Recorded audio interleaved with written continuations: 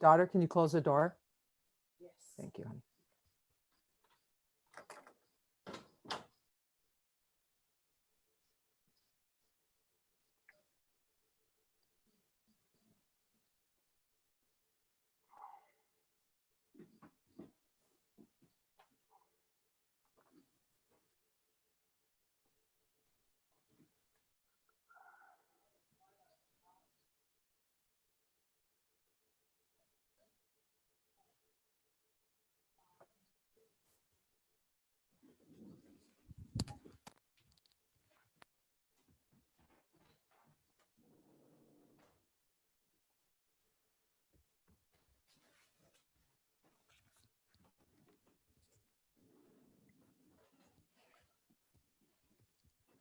All right. Hello, boys and girls. How are you? This is again Alejandro Castillo talking to you from Mexico City, the largest city in the world. And it is a pleasure for me to have today another great international referee. As you can remember, yesterday I host Mari Carmen Duran, international referee from Mexico. And we today have another amazing guest, another international referee who has been in the spotlight for the last years as a top level referee in the FIVB. So it's a real pleasure for me to introduce you, Pati Rolf from USA, international referee. Hello, Pati. How are you? How are you? Good to see you. Fine, thanks. How's everything in Milwaukee, Wisconsin? Well, Milwaukee's beautiful, and thanks for inviting me. I'm very excited to be here. Now, beautiful weather finally, and no snow, so this is good. Yeah. Well, it's not time for snow. I think it's Yeah. September, October, or Yeah, well, we had snow maybe 3 weeks ago, so we're glad now it's gone. Yes. 3 weeks ago. Wow, this is summer. Yeah, it was pretty cold. Summer has finally come. Yeah, so it's nice. It's beautiful here in Wisconsin. Okay, well, again, Patty, it's great to have you here. Thanks for accepting the invitation. And as you know, we here in Volley Yes. Talks and in Fluid Volleyball, we have had a lot of great personalities of Mexican national and international volleyball. So Yes. it's an honor that you accepted to be here. Thanks a lot, Patty. Thank you. Thanks for inviting. I'm really excited. I'm excited to visit with everyone. Yeah, well, as you know, yesterday we had Mary Carmen. 3 weeks ago we had Susana, and Yes. almost 1.5 months ago we had Dennis Esperes here. So great players. I host Karshkirei last week. Vital Heinen and Yes, I heard you had Karch. Yes. yes. Great experience. The GOAT, the Yes. greatest of all time. I also host Vital Heinen from this crazy guy from Poland. Yes, I do know this crazy guy. Yes. And also And you have to love Poland. Yes, also Wilfredo Leon. I think one of the greatest players in the world at this time. Yes. Well, it's great to have you here. Thank you very much, Patty. Yes. So, what's the picture you have behind you? Oh my goodness. Oh my goodness. It's okay. It's okay. I kind of forgot that was there. That is a great picture. That's my freshman year of university with my very best friend, who became my very best friend, Amy. So that is a funny picture because I played middle. I wasn't very big. I'm only about 5'8". I played middle at university, and so I got that as a present when I was Hall of Famed into the Hall of Fame for my university. So yes, you're right. That is behind me. And then my son, of course. Yes. Oh, it's great picture. Thanks a lot, Patty. Yes, thank you. Dennis Esperes says, Patty, my friend. I know Denny, the fine man. You know, the beautiful thing about Denny, people like Denny, people like Susanna, is their generosity, right? Their willingness to help other people, especially, as you know, Alejandro, the United States right now, very difficult times. Yes, and it's good. I mean, it's not good that it's so challenging and so many bad things have happened, but it's also a very important time for us. People need to start really paying attention to each other more, And I think particularly in America right now, it's a pivotal time. And I plan to be on the right side of this. We plan to really be paying attention to now who we're hiring, who we're taking care of. But getting to Denny and Susanna and people like those two is I never would have reached the level that I've made, or the friendships that I've made. You see all those pictures and all those wonderful people without Denny, particularly because he's from Norseca, but also Susanna. Susanna, because she's a female, there's not many females, and she's been so supportive and so helpful and taught me so much, because I would argue that Susanna, Juhi, some of the top or the top female referees in the world right now. Yeah. Well, I also send an invitation to Yuhi, and I hope to You have will. her here in She'll the come. next few weeks. I think she's a little nervous, but I told her, you're okay. Nothing to worry about. Yeah, I think Juhi will come. Yeah, Okay, yeah, she said to me, she sent me a message, so you know, last week. She said, who is this man? I said, no problem. He's very nice. So she's, I'm guessing, watching and making sure. So hopefully she will come. Oh yeah, I hope so. Thank you very much. Yes, So a lot yes. of people is connected. A lot of people is watching us. So thanks a lot for all of them. So Yeah. Patty, for the story, I wanna know, or we wanna hear about your beginnings in volleyball. I see in that picture that you played a little in the college, but Yep, when I was a baby, yes. what about when your beginnings in volleyball? It was your number one sport. Did you play another sports? What about volleyball? Well, you have to know, I grew up in Minnesota, and in Minnesota, sports was very important. Also outdoors, being outside. So I hunt. I was a hunter. I fished a lot with my father. I spent a lot of time with the boys and the girls, but mostly the boys playing hockey on the ponds. So we literally go out to the lake and skate on the lake and make a hockey rink. I played baseball with the boys. I was the very first girl, just so you know, baseball. I was the very first girl to play Babe Ruth baseball in Minnesota. So I had a great time. I love baseball, softball. I think my number one sport. I had many scholarship offers for base or softball, but for some reason, and I still don't know why, my two favorite sports were softball and basketball. But that final year, my high school senior year, I had a new coach, and he was ended up coaching at Texas and coaching right now Austin Juniors. You know Austin Juniors. Glenn Litsky, and Glenn Litsky got me on a juniors club, and he also got me so excited about the game. He was one of the best coaches I ever could have had. And then I played club my senior year, and then it was over. I said, no more softball. I played basketball and volleyball in college. And so that picture is when I was 18, which is funny. And people say, well, when did you start reffing? I refereed at 18. So when I was playing club that first year, I was on the first club team in the country. There were only 2,000 girls playing volleyball in 1980. And I was one of those 2,000 girls. I just got lucky. I lived in Minneapolis, and they had a club team called Minnesota Juniors. And those 5 states, North Dakota, South Dakota, Iowa, Wisconsin, and Minnesota, 24 girls would drive in on the weekend from all over the 5 states and play. So I started in volleyball at about the age of real volleyball. Remember now, real volleyball, not pretend volleyball. At about 16, but then I think 18 is when things took off. And then I reffed because my club team needed a ref, because of those days the kids reffed. So I reffed starting at 18 and never stopped since. Well, Yeah, so that's how I started. I played every sport: track and field, baseball, volleyball, hockey. Yeah, lots of sports. and well, yeah, considering that Minnesota is in the north of the country, there's a lot of cold. Yes, Ice yes, hockey is like a religion over there. So I think it is. could be a very difficult to start in volleyball, Yes, right? yes, it was. And I played hockey for 2 years with the boys. They didn't have girls hockey when I was little. So I played boys hockey for 2 years, 2 winters. And then, of course, more and more sports started to come for girls. So I started playing with my friends. And I just was so lucky. I was in a great location. Hopkins, Minnesota is one of the hotbeds of sports. So yeah, and my mother was Catholic. I had a Catholic mother. We had 6 children. So my mother would open the door and say, everybody out. And she'd kick everybody out of the house. So we would have to go figure out what to do. And my favorite thing to go do was play sports. Oh, that's great, great.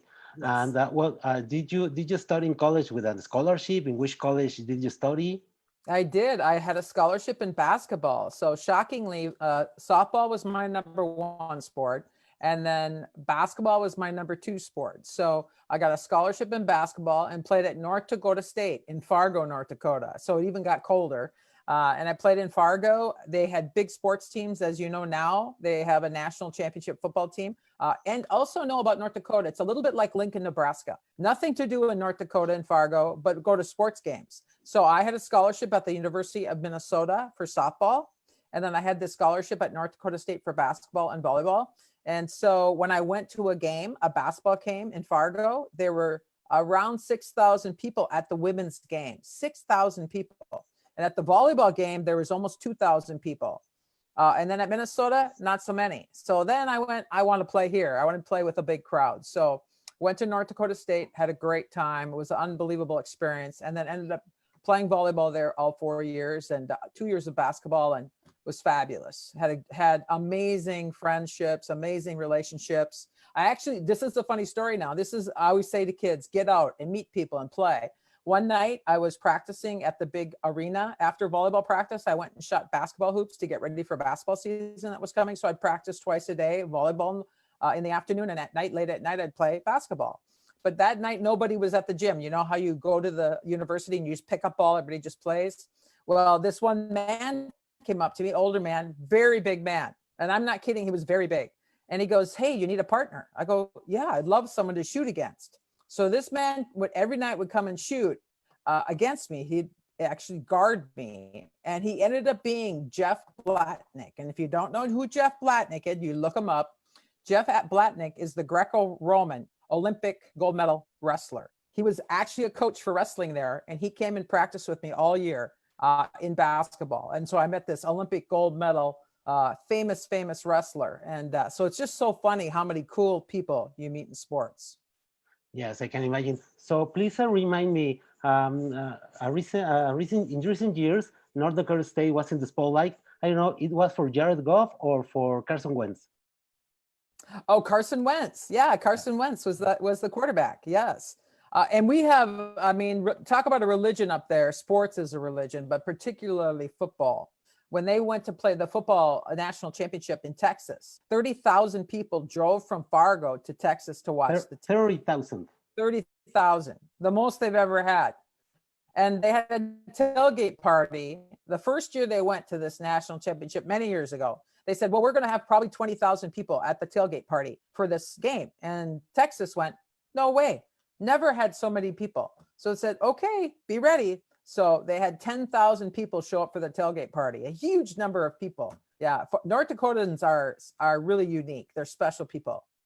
It's the Bisons, right? The North Dakota State. Yeah, North Dakota State Bison. Yeah, and I'm still a Bison. As you can see, I have my picture up. And every Wednesday, my teammates get together and we have a Zoom meeting just like this every Wednesday now. My old teammates. Yeah, it was a special place and really special fans. Those are the kind of fans. Even Carson Wentz talks about North Dakota State fans.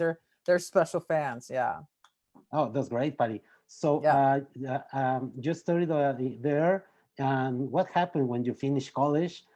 Did you follow to playing basketball, softball, or volleyball, or started to referee at a national level? What happened? Yeah.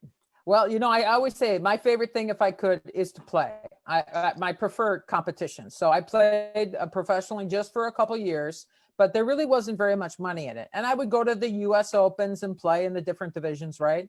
And then I was coaching though as well. So right when I graduated from university, I got a coaching job at the University of Minnesota, Duluth, not close to my family. I was very young. I was 24. And I took my son and my husband and we went there and I coached there for 14 years. I coached volleyball, but at the same time, I was still playing. So I was playing on the semi-pro team. I was refereeing still. I was refereeing in the Big Ten. So I was both playing, I was coaching, and I was refereeing. So it was a little bit crazy. Plus I had my son, Graydon. And I did that for 14 years until then I went off to Marquette. But I coached university for about 25 years until I retired. Wow, that's great. Those teams were Division 1, Division 2, Division 3, or what? Yeah, no, I had a great time. So I was lucky enough to start in Division 2. So Division 2 was perfect for me because I was young, 24, I was a baby. So I started coaching there. In fact, one of my players was a year younger than me. I just played against her. So it was very strange. So I coached there. And then I got the job at Marquette University, and most famous for Dwayne Wade. They had a Yes, of great course. team, made it to the Final Four. Yeah, made it to the Final Four while I was there. So I coached at Marquette for a man by the name of Bill Cords, a great athletic director. And then when they changed administration, I went to East Carolina University, which is best known for their football.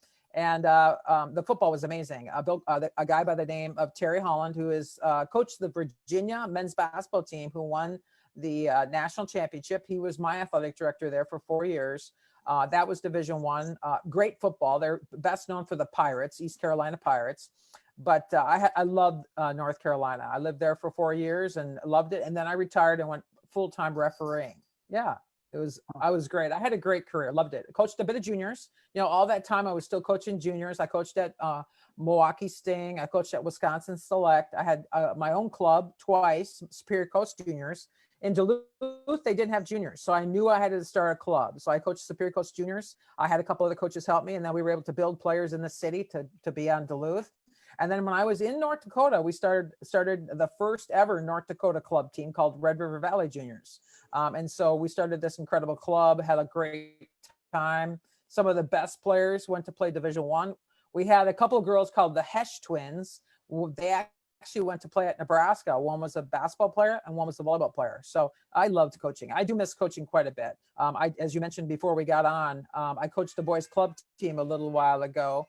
And that was a blast, but not so easy to do with my job. So now this year I'm free. I can just referee and work.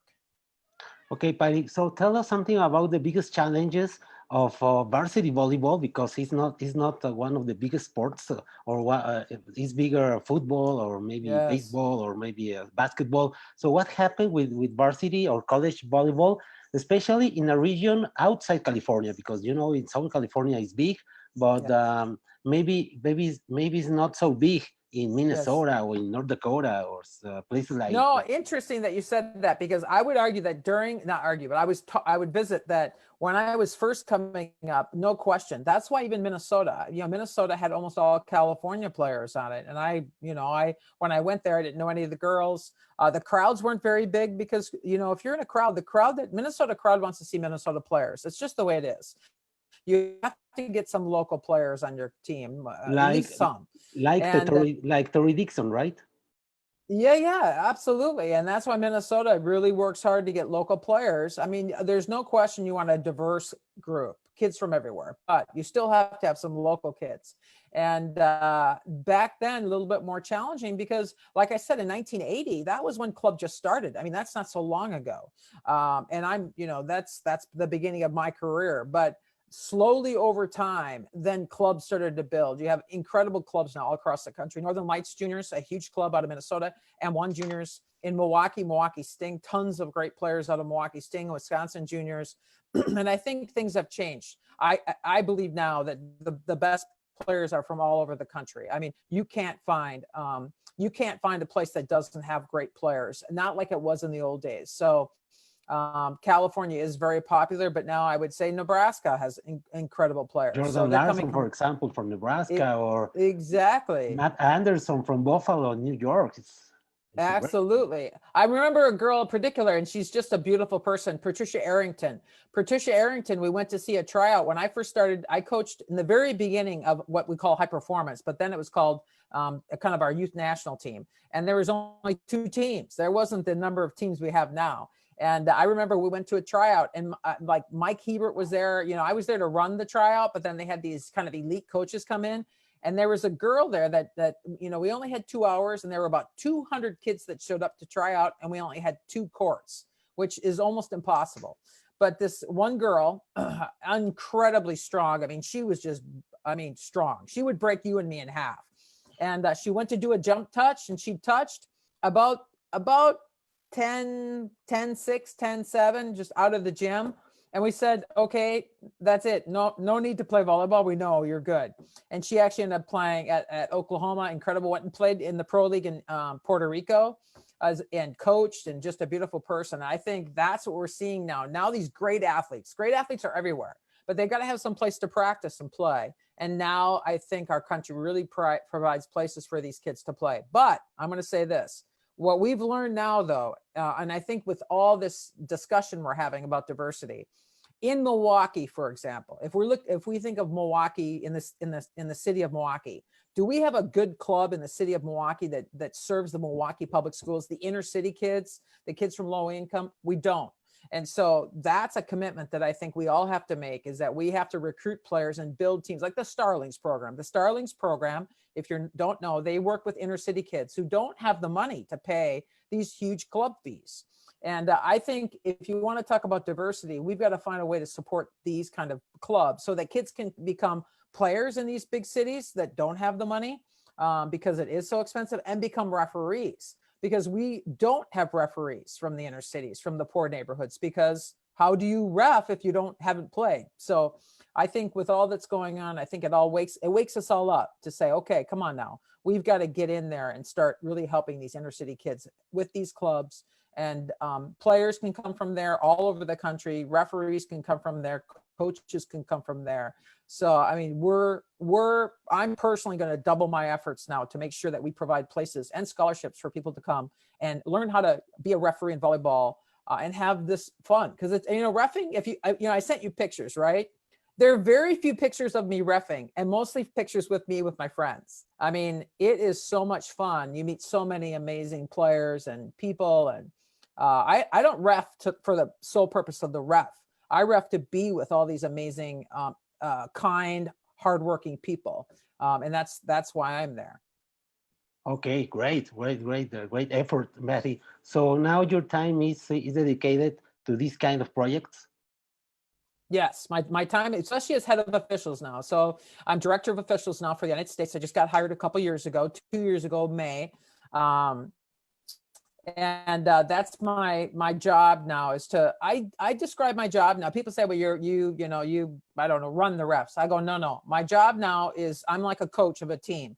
Many referees though, my team is a big team. And so my job is to recruit players, in a sense. Referees are players. My job is to go out there and recruit referee players and get them to start reffing, because we don't have enough referees in any sport. Football, not enough. Soccer, not enough. Hockey, not enough. Baseball, not enough. So my job is to get out there and start recruiting a really talented, young, up and coming referees from a diverse group of people, and try and bring in as many as we can. And we just have to do a better job getting out there and really working with the clubs, getting coaches to let us know, hey, this kid would be a great ref. And by the way, Alejandro, I don't know if you know how much money you could, Alejandro, do you want to ref? Because I'm telling you, if you refed 1 day a month, it would pay you, Alejandro, probably $35 an hour. You would make $35 an hour. Where do you make $35 an hour? Nowhere. So no, that's what I mean. And I keep telling people, do you understand that volleyball reffing pays very well, and you can pick your schedule? You work when you want, you work where you want, and we all want you to be there. We're going to love you being there. Where can you go where people are begging you to come, paying you $35 an hour minimum, and love you being there? Now, the parents, I don't know, but everybody else loves you being there. And so we just have to get that message out to the juniors that there's a great place for you to be with your friends. Still keep reffing if you decide not to play in college, or when you get to university, just work on a weekend, make a little money. So that's now what I'm dedicating myself to. Well, by the way, off the record, here in Mexico, you can make maybe for a regular scholar games, $6 or $7 an hour. See, come up north. It'll be perfect for you. Perfect. I can go. Perfect. Yeah. Yes, you can. Yes, you can. I might have Luis Macias come, right? I think I'm going to have Luis come to High Performance. I think one of my goals, I had Denny come to High Performance. I had Hosmer came to, Hosmer, Paris Vento, great referee, lives in Miami now, but from Puerto Rico, came out of Cuba. His dad, he's a great referee. We're trying to get kind of these Hector Ortiz, Samara out of Canada, international referee. She came to High Performance. We're trying to get these international referees to come and work with our US referees to kind of build like this camaraderie amongst referees. So you Okay. could come. It'd be perfect. Yes, of course. I will, for Yeah. sure. Yes, Hey, I know. here's a very good friend, Octavio Medina, a Mexican who is now living in Seattle. He says, "Congratulations for all your sports career in both as coach and as a referee. What do you need to start a referee career in USA?" And he says, "How can I contact you?" He's a very high-profile lover of volleyball. No, absolutely. I'm easy to get a hold of. I'm everywhere. I'm on Instagram. I'm not so good with Instagram, but I'm working on it. But you can contact me through Facebook. You can contact me through Twitter. You can send me an email. Let me, if you could you type my email in? It's Yes, for sure. Pati, Pati, PATI.ROLF at usav.org. Very easy. So just send me an email, send me a note on Facebook, send me a note on Twitter, and I will get a hold of you. And we'll send you we have the 40 regions, right? So the 40 regions in USA Volleyball, if you're starting out, I work with national level referees, and then I work with the regions how to build training programs for the regions and give them material. So if you live, let's say in Florida, I'll get you a hold of the Florida region, and then they'll get you started.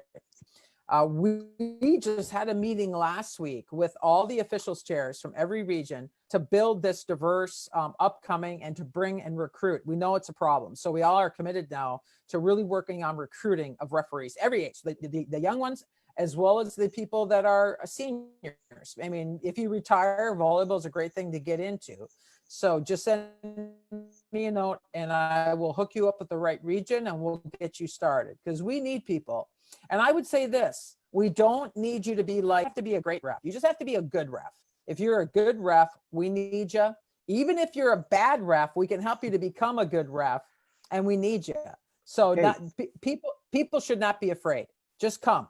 Okay. It's like sports. You play not so good. Then you have a little bit of practice, you get a little bit better. That's the same with reffing. Yeah, just Okay. start. I will, for sure. Good. And Luis can help you. Yes. Well, Yeah. I have been a referee since 1991. Yeah. I was almost an international referee. That's another story. But well, I love volleyball. It's not easy though. It's not easy become international. I barely became international. It was very close.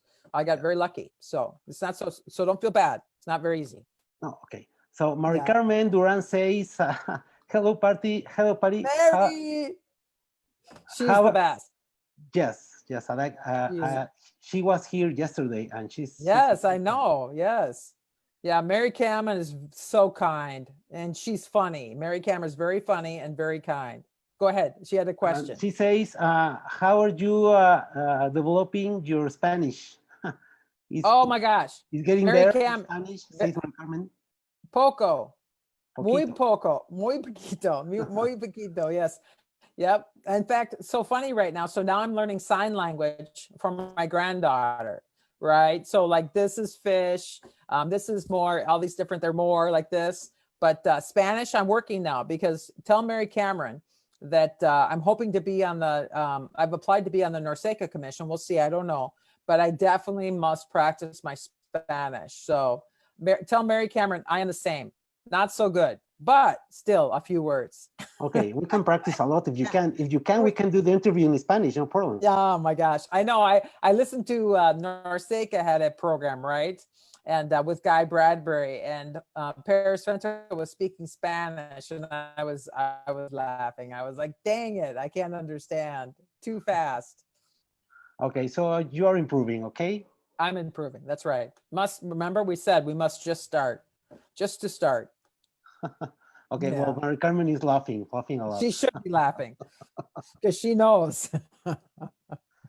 Okay, well, it's. I think it could be more easy for you to learn Spanish than for Yuhi Kang. Yes, Juhi. In fact, it's interesting, Juhi, how many languages. That's one thing, by the way, that is to me so amazing. I was at a dinner table maybe 2 years ago, and I was sitting across the street from a girl from Japan. We were talking in English, and she's practicing. But then we turned down and looked down the table. There were about 10 people there, and people were speaking Italian. People were speaking Turkish. People were speaking Arabic. People were speaking German.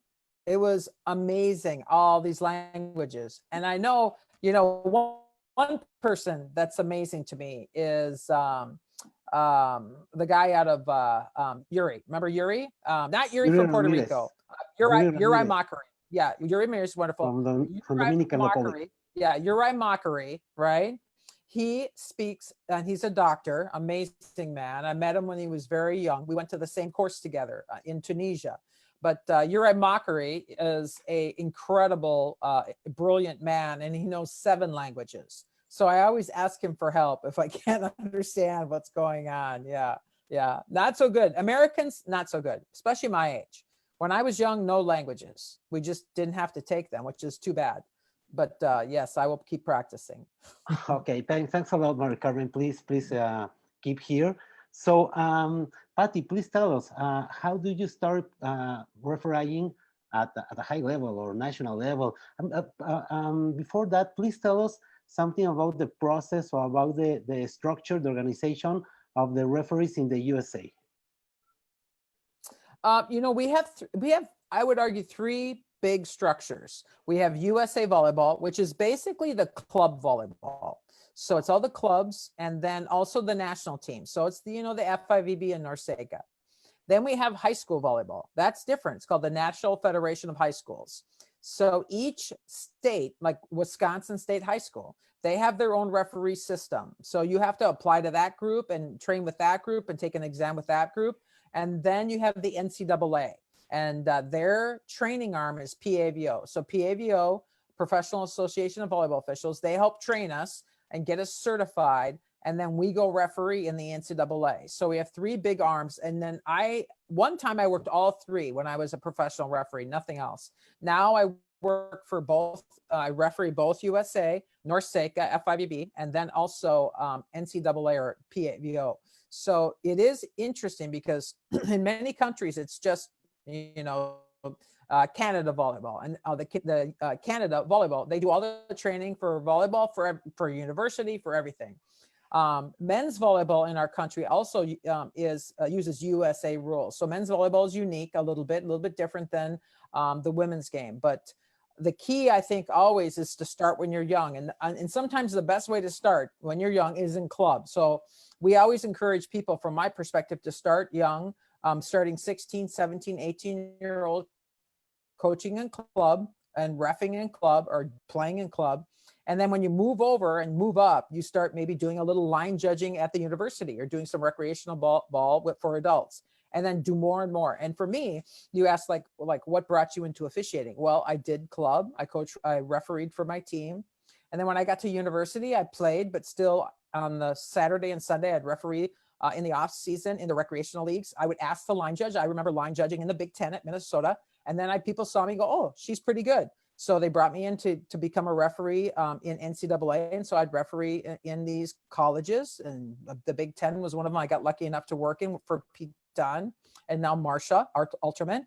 And then this is what's interesting. People say to me, when they ask me questions, I go, the key is you have to go. The problem is if you don't go, nobody can see you. It's just like, it's like you're an actress. And I mean that like for real. If you're a player, you got to go play for people to see you to play on other teams. Reffing's the same way. So people were seeing me ref. And then someone said, do you want to line judge in the Olympic Games? And of course, I thought, line judge in Atlanta? Who wouldn't want to do that? I was a mother at the time. I had children. It wasn't so easy for me because I was coaching at Duluth. But then I decided to line judge. And when I was line judging in Atlanta, the head of the FIVB, Mr. Hassan, saw me line judging, and he walked right up to me and he said, I want you to put your application in for FIVB. So I had a lot of help from the US, Tom, Doug, Steve, all these people, Tom Blue particularly came up and said, okay, let's get you applied for FIVB. So I went through NORCECA, then I went through FIVB and started in 1999 with my first course, FIVB course in Tunisia. So it really is about just going and working. You gotta just start, not give up, don't get frustrated, don't get discouraged, because that can happen. And I think it was Atlanta. I mean, line judging in Atlanta changed it. I did the gold medal of the games with 4 other ladies and got in that way.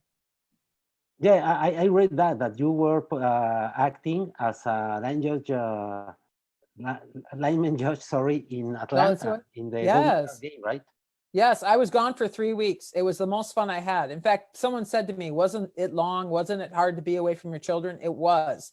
But it's funny because when I got off the airplane, when I flew home from Atlanta after being at the Olympic Games, I landed on the ground and my mother was there and my husband and my son to pick me up from the airport. And then I was going to go home. And I cried and cried and cried on my husband's shoulder because I was so sad I had to come home because I wanted to go back. I have never, I think Atlanta was, I don't know if I've ever had so much fun. Particularly the international referees, I would say. They always say sometimes the international referees not so friendly, but at those games, I had the most amazingly kind international referees. They were so nice. I mean, I can barely speak about them because they were so nice to us. And I think because of that, that's why I said, oh my gosh, these people are amazing. I want to work with these people. I want to be on that team. So I just kept going and finally was able to make it on the team. Perfect, great Yes. experience. And in Atlanta, you have the opportunity to watch the Cuban team. Mireya Liz will be here tomorrow. Yes, I did. I was there for the big fight, remember, between Brazil and Cuba. I was Yes, there for yes. that. It was amazing. Yeah, I saw a amazing. lot of trash talking between Yeah. Magali Carvajal and Anna Moser. Yes. Yes. And if you understand why, it's very interesting why she, why particularly the Cuban player, why she did this. She was very smart. But I was lucky enough to watch a lot of games. I went to track and field and saw Lewis run the 200 meters. I got into that event. I went to a wrestling, excuse me, I went to Olympic lifting and watched the weightlifters. It was a dream come true to be able to go to those games. Yeah. And then when myself and three other girls got to do the gold medal finals, that was something else. I mean, I'll never forget marching out there. And yeah, it was amazing. Amazing. I don't even know. I still can't even believe it when I think back on it. Thanks. It says Clau Vega. We had the honor to have Patty a couple of times here in Peru. Such an incredible referee and a Yes. humble person. What? Oh, and her picture's there. You have her picture. I sent you. Yeah. Yeah. Yeah, we have Yeah. a few pictures for of Patty. We will show them in a few minutes. So, hey, Clau Vega, what is so hard, or what is hard to keep on the road in a men's world? Well, I don't know if you Yeah. wanna No, answer. no, I do. It's a good question. Tell uh, Claude, I have your picture I gave to Alejandro. So your picture you will see at the end, but she was fantastic. Peru has the most committed sports fans. And by the way, they love their women's team. There's so many fans.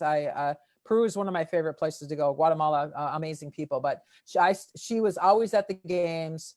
It's very difficult. I mean, it really so when we talk about Black Lives Matter, right? And they talk about how difficult it is to make it. Women have this same struggle in sports. Not a lot of female coaches. In fact, I think there's only one or two female coaches in men's volleyball, which is crazy. There has to be more. There should be more. There's just not a lot of female coaches. There's just not a lot of female administrators, athletic directors. There's not a lot of female referees at the international level. Right now, there's only three. There's Juhi, myself, and Susie that were at this last one, and or coming into Japan. So I think the most important thing is just to stay. I mean this seriously. Is just to stay calm. You have to know it's going to be a challenge. You have to know that it's sometimes not going to be so good. But I've always said, life's to struggle in life is the way it's supposed to be. I mean, I would say, and I apologize if I say this, but God didn't put me here to make it easy. I mean, He wants to test me how difficult this is going to be. So I always think, for women, it's very challenging in sports, but you have to just keep going. And also, Claude, remember, you can call me. So the females out there that are struggling, one of my most important things is to be there for the women. So women call me all the time and say, "Hey, I'm struggling. I need help." I'm here to listen. I'm here to help if I can, or at least have someone to talk to. And Claude, I had my own challenges trying to be a coach, a female coach, then a player, and then a referee. It's very hard because it's still very much dominated by men, and wonderful men, incredible men that gave me amazing opportunities. But this is one space, like in America with Black Lives Matter, giving African-American people, Hispanic people, Asian people opportunities to get jobs. It's important in FIVB for coaches and referees to give women the opportunity to referee and to coach.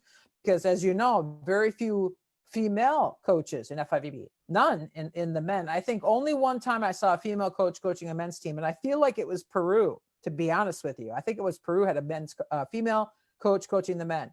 But that's something we have to keep working on, and we will. We're just going to keep fighting and keep working. Yeah, but both of you, Susana and you, set a great milestone in Rio, refereeing the gold medal match. Yes, and it was great to see you. Yes, and I'm very thankful for our supervisors. I mean, our men, my male supervisor made a decision to put 2 females on that gold medal final. I mean, think about that. I made it to the finals, but somebody had to pick me to be on that team. They picked Susanna, who was the second referee in London, as you're aware, right? So then they made Susanna the first referee, and I was second referee. Somebody decided, let's put 2 women, 2 good women who are capable of doing the finals. And I was very proud of them.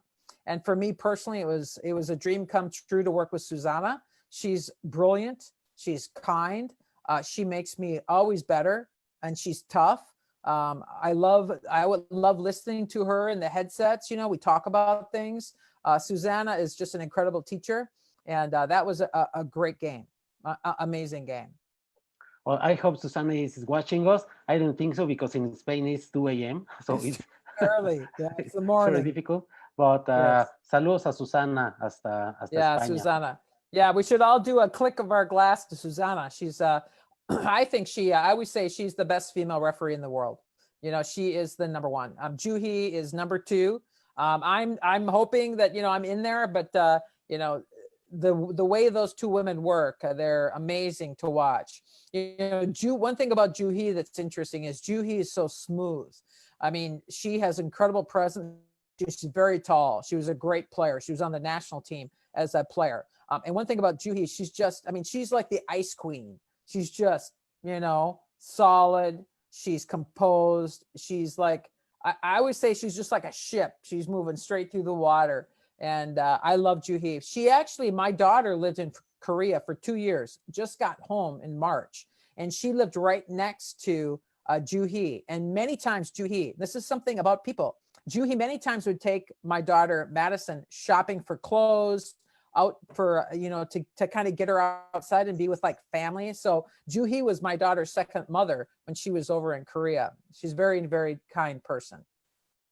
That's great, and I think that's great for us, the volleyball community. We in the volleyball community, I think it's smaller than we can think, right? Yes, and I think we're all here for each other. I mean, that's what I hope we get from this time when we're stuck, is that we're all discovering we really are all here for each other to try to help, because it's not so easy. You know, this with the pandemic, and some people no jobs, trying to take care of their families. I think that's what's so important, is we really have to be here to help each other. Great. And you know what? Marie Carmen told us yesterday, she in Mexico refs especially men's volleyball. Yes.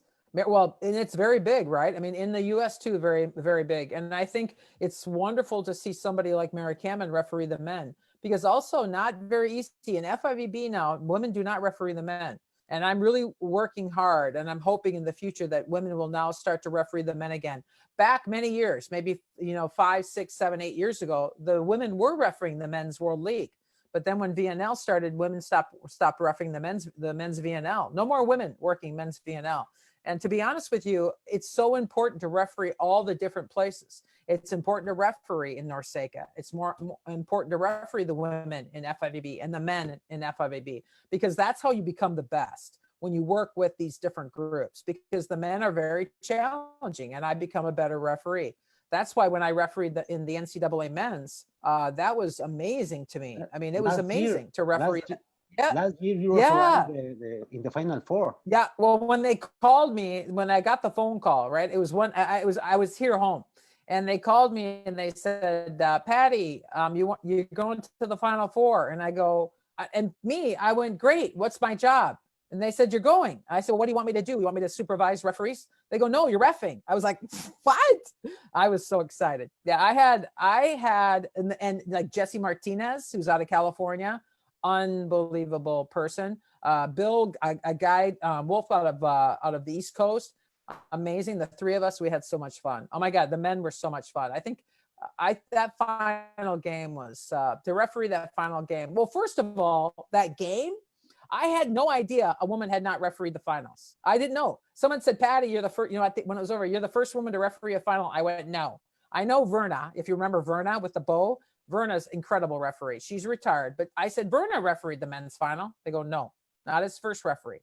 Not even Pati Salvatore. No, that's what I said. Patty, I called Patty. I go, Patti Salvatore. I called her. I said, Patty, you refereed the men's final. She goes, no.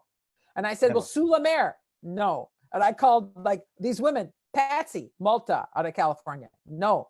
So I was floored. I had no idea. I mean, actually, I'm glad I didn't know until the match was over, because I think I would have been nervous. I felt really good that game, but I'm glad nobody told me before the game that no female had ever refereed, because I think I would have been a little bit nervous. And I think it was a very high level game, because it was played in Long Beach, and Long Beach won the back-to-back national championship. Yes. So it was a tough game. It was a tough game. It was a tough game, but we had great line judges. We had challenge review. Remember, we had challenge review, and that was really important. People say they don't like challenge review, but that's crazy, because challenge review is the best thing that ever happened to volleyball. It makes it so the coaches are so much calmer. If something does go really wrong, it can be fixed. And I like fixing mistakes. So for us, and for me particularly in that match, it was nice to have challenge review. And I think it went very well. There were some challenges with behavior, but overall, I think it went very well. Well, I think I saw one thing I saw in last year national championship, that was that in the value challenge, you went to the table, right? Yeah, you came down from your stand, and that's yes. that's something you don't watch in the VNL. Right. And it's interesting because people have discussions. There was a big discussion, like Patty got down. That's not good, but I don't agree. In men's basketball, for example, if there's something goes on, something very confusing, what do the basketball referees do? They all come together and they talk. Football, if it's not clear, some confusion, maybe they don't know, all the football referees get together. But in volleyball, no, you go here, we don't talk, and I had the headset, but it was very confusing. The score, there was some confusion on the score. There was confusion about who was supposed to be standing where. And Bill Wolf was doing a great job. He was working hard. But when you're using eScore, and if the eScore is showing one thing and you think it's something else, not very easy to see that. So Bill was working on the eScore, and I realized I was looking over at the coach of Hawaii, because it was his team, and I knew something wasn't right. I remembered who'd served, and I had remembered this kind of the score. So it was taking a little bit of time. So I thought, what the heck? We're going to do what football and baseball do. So I just got off the stand and went over, talked to the coach, and I went to the other coach, and they both agreed. And then when I went back to talk to Bill and this Diana, a great scorer, she's a great scorer, Diana. I love Diana. I work with Diana all the time. And we chatted, and we went, okay, this is what they think. This is what they think. And Bill and Diana said the same thing. I went, done, poof, left. So it was funny, because what we're starting to talk about now is that if we have a serious moment in a game where something happens, let's just all get together. Now, you don't want to do that more than once, right? And you don't want to do it more than maybe once a year. But I think at that moment, it was a good time to do it, so that the match didn't get delayed longer, because Bill would have had to figure out the score and then go talk to the coaches. And I'm not sure how long that would have taken. So I look back sometimes and, I think about it, but really I actually stepped off the stand and then got back up again and said, okay, wait a minute, think about this a little bit more, because everybody's going to wonder why I got off. It was going to be big talk, lots of big talk. But then I think in the end, it was the right thing to do. Oh, yeah. I do agree with you. Octavio Medina again says, have you had the chance to referee beach volleyball? If so, what do you think is the hardest to referee, and why in beach? Oh yeah. No, let's listen about the beach. Look at my skin. I am white. If I'm in the sun, I melt like a snowman. So I am not in the sun. So in the okay, this is so funny, great question, because in the very beginning, Steve Owen, a great coach, Steve Owen kind of ran the beach. He'd go, Patty, come ref the beach, come ref the beach. And I'm like, no, it's too hot. I can't take the how hot it is. So no, I never ref beach ever. Not one moment ever ref beach. I love watching beach volleyball. I've been to many games. When I was in Rio, our hotel room was right next to the Olympic Stadium for beach. Like our Big hotel was 2 stage, blocks away. really Oh, it big was so, stage. yeah. No, and so every day I'd get done with my match at night, and then in the morning I would run over, and Danny Paul, you saw, I would run over to watch the other people referee. And I got in for free. So I went almost every day to the beach courts and watched the beach refs. It was amazing. In fact, I watched the finals of the men's game Raining when the with the yeah, rain. it was and I was in the rain sitting in the back. There was no more seats left because I had to get there a little bit late, and in the pouring rain watching that game. It was the best game ever. But I love beach, but no, I've never refed it. I know that it's, well, one thing about beach that's interesting is that it's the environment to me is so challenging, right? It's just having to deal with the weather, the rain, the wind, the sun, the scoring. You have so many duties. And I also things aren't quite so cut and dry, but that's just me, thinking about it. So, yep. No, I'm too, the sun is too much for me. And by the way, in Rio, they had the best DJ in the world, DJ Jeremy Richet from the AVP. Yes, My they man. did.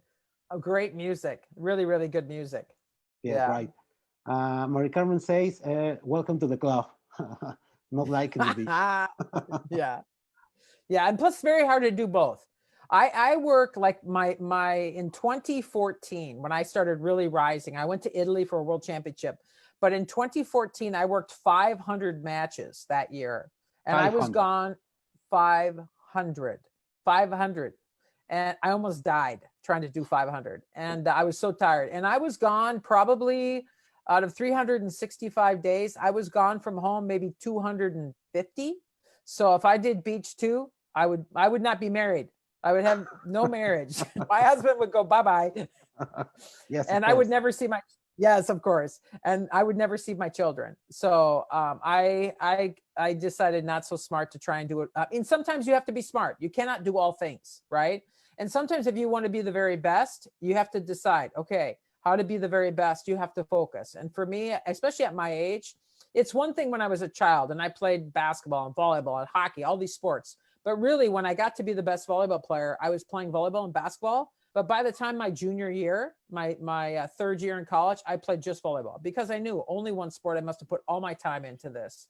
And I think for refereeing too, for me, just going only indoors really helped me become better because I focused every moment. I mean, I refereed every time I could on the weekends and during the week in college and high school. And oh my goodness, I did so much in club and Norseca and F5AB. And I think having done all those things, my level of officiating just boom, it jumped way up when I focused on one discipline. Yeah, well, and I think right now one of the directions of the FIVB is to be just in volleyball or beach volleyball. You have to decide, That's right? right. Yes, that's right. You cannot do both anymore. In the old days, like Patti Salvatore, she could do both, but now no, you must only do one. No, here in Mexico, do you know by sure Miguel Angel Ramirez, Miguelito? Yeah. He was one of the last referees who had the international and pardon, volleyball and beach volleyball international badges. It was, and I worked with Miguel. He and I were together. We were also together up when we were in Canada. We did the Pan Am Games in Canada when he was supervisor. Talk about a very generous and funny man. I love Miguel. He's amazing, Yeah, he's amazing very man. he's very very funny. He's very funny. Yeah, I just when I can spend time with him. Oh my goodness, I don't have it here. He brought me a big Mexican hat. Big Sombrero. Mexican hat. Yeah, he brought me a sombrero once, and it's in my office at the Colorado Springs where I work. And but see how generous. I mean, who brings a big sombrero on airplane to give as a gift? Only Miguel, who's so nice. Yeah, he's very generous, and he used to do a lot of that. He thinks, hey, Mexican Yes, sombrero is it reflects a lot of Mexican culture. So yes. hey, let's exchange as a gift Mexican sombreros. He does that a lot. Yes, and it's yeah, he does. He does. He's the best. Octavio again says, what do you think are the disadvantages of challenge review? Wow, Say what a the, question. say the first part. What do you think are the disadvantages of challenge review? The disadvantage? Yeah, None. No disadvantage. Zero. I really don't think there's any disadvantage. The only challenge there is, if it's going well, if you have a great challenge review person, if you're challenge review and you do a good job, you get it up quick and you do it right. For me, only help, no negative. However, when this is the only thing, when maybe the challenge review is not so good, maybe they say the wrong result. So they see the picture and the ball is in, but the challenge review says out, then the team goes crazy. So, or the camera is wrong. Maybe the camera doesn't do the right thing. Or one time the headsets don't work. So we're having to make hand signals up to the booth, which is kind of crazy. Those are the only disadvantages if the technology isn't working or if the person that's doing it is not so good. But now FIVB make big change. FIVB now has challenge review referees. So in Japan, in Rio, I was challenge review. So I'd referee, challenge review, not full time, but about 30% of the time. So now they realize they must have full-time challenge referees. So now in Japan, next year, they'll have full-time challenge referees, and these referees will be the best in the world. And so for me, only good, no disadvantage.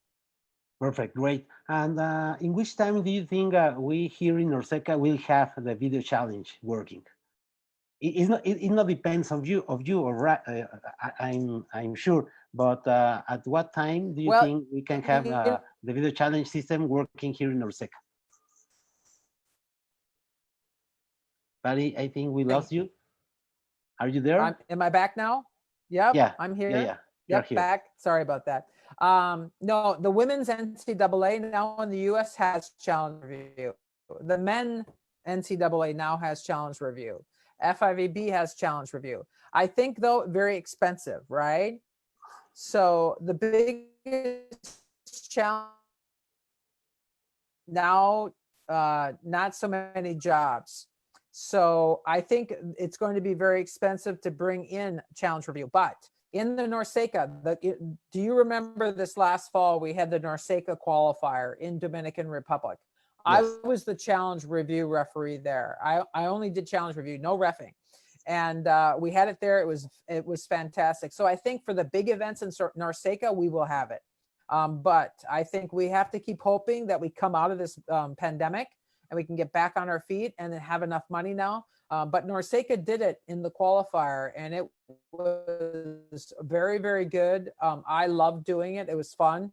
And I think we were very fast. We got the challenges out to the referees very quickly so they could do a good job and not be stressed out because of me, my work.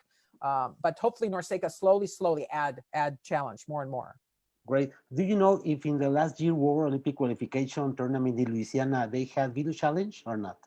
Yeah, almost all Olympic qualifications are getting the video challenge. But again, it is very expensive. I mean, $25,000 to $30,000 to put it in an event. So it's not cheap. And I think that's the big part. Even in the NCAA, you might have 1, 2, 3 cameras. It's not so easy, $5,000 to $10,000 to have this service. But I do think it's really important at the big games. Okay, great. So if you do agree, dear Patty, we can share some pictures that you send me. Yes. No, I sent you many pictures. Some of my family is very important to me. It's my heart, my beating heart is my children, my husband. But I have many different types of pictures for you. Okay, just give me 1 minute, please. Mm-hmm. Oh, I love that you send some family pictures because family is part of us, right? It's part of our development. So I love that. Good. Just give me 1 second, please. Okay, this one.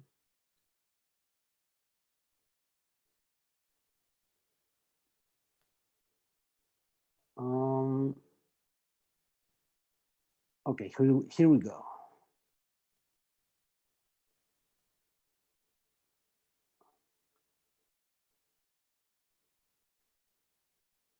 Yes, and that picture is amazing because the woman on my right to my left, she is a amazing basketball referee. She referees Division I women's basketball, and then the other woman is one of our top females as well in USA. Great. Yeah, And that was at the Final Four in Nebraska. Great. Oh, that was in the Netherlands. That was amazing. Susanna's there, of course. And the gentleman that's got his arm around me, he was an Olympic referee at the Olympic Games, one of our supervisors. Just a really fun group of people. And we bicycled there. We were biking all around the Netherlands. It was incredible. Yeah, it was amazing. This was in Amsterdam or what? Yep, it was in Amsterdam. Yep. For And VNL? Yep, and I'm taking in Amsterdam and VNL, and the woman there, the young one there, is kind of our reserve referee. She's an up and comer, and she was learning. It was really cool. And the gentleman that's our supervisor in the middle, his daughter had just had a baby while he was there, and that's how devoted he was. He stayed there and was with us. Great. Mm-hmm.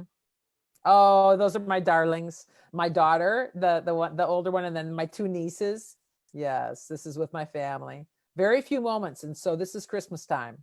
Yep. I thought it was important. Sometimes people say to me, Patty, are you married? And I laugh because, of course, I've been married for 33 years. And do you have children? Because no one sees my husband. No one ever sees my children. So I did want people to know that I actually do have a family.